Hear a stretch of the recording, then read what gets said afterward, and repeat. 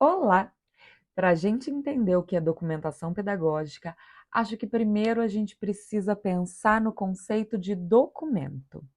Quando eu falo documento, o que vem na sua cabeça? Provavelmente você vai pensar em alguma coisa formal, em alguma coisa legal, relacionada às leis, à fiscalização. Então você talvez tenha pensado no seu documento de identidade, talvez você tenha pensado relacionando a documentação das escolas ao histórico escolar, a documentos relacionados à ficha de matrícula, e todas essas questões mais burocráticas e legais. Porque a palavra documento, historicamente, ela vem muito relacionada a essa necessidade de comprovação, de fiscalização e de um caráter mais normativo e legal mesmo. Então, quando a gente fala de documentação pedagógica, historicamente, ela também vem desses documentos que eram legalmente constituídos. Isso mais muito formal e ligado à legislação. Quem desconstruiu um pouquinho esse conceito e alargou a nossa percepção foi Régio Emília.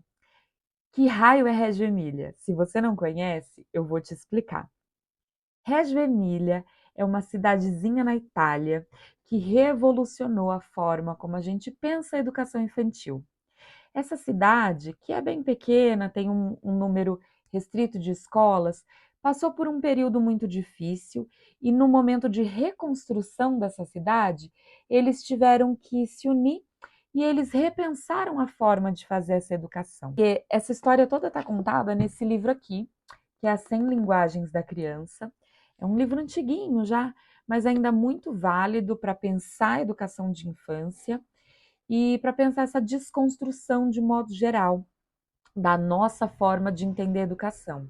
Então, nesse livro hoje tem muitos outros que falam de Régio, ela virou uma fonte de pesquisa para o mundo todo a respeito de educação. E nesse livro, eles trazem um conceito de documentação diferente do que a gente entendia como documentação pedagógica. Eles consideram documento também a produção das crianças. Eles falam especificamente das produções no ateliê, então eles falam muito das produções artísticas e o ateliê como um lugar de diversas linguagens, de diversas possibilidades e muitas possibilidades de construção e criação. E essa produção das crianças, eles também chamam de documentação. Eles falam que a criança documenta. E o que ela documenta? Ela documenta o percurso dela de aprendizagem, né? Então, para o educador, essa produção da criança é um registro importante para que ele analise o percurso de evolução do desenvolvimento dessa criança, o desenvolvimento cognitivo, o desenvolvimento de aprendizagem global dessa criança. E aí, quando o Régio coloca no mesmo patamar a produção da criança e chama de documento, daquilo que a gente só trazia para o burocrático e só considerava na visão do adulto, do educador, e tinha um caráter muito formal, ela dá um peso diferente, ela coloca numa situação de mais igualdade ou talvez até de equidade a criança e o adulto nesse processo de aprendizagem.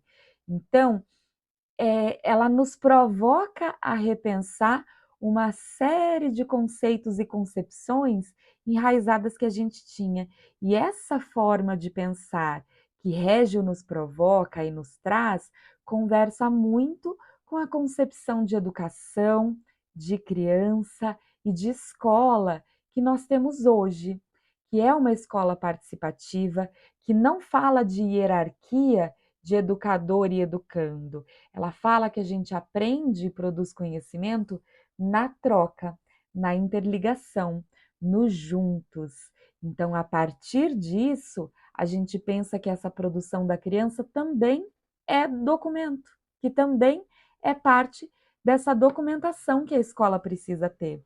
E se ela é parte dessa documentação que a escola precisa ter, aí a gente começa a pensar então e chegar ao conceito de documentação pedagógica que nós temos hoje. E aí eu te conto na nossa próxima aula.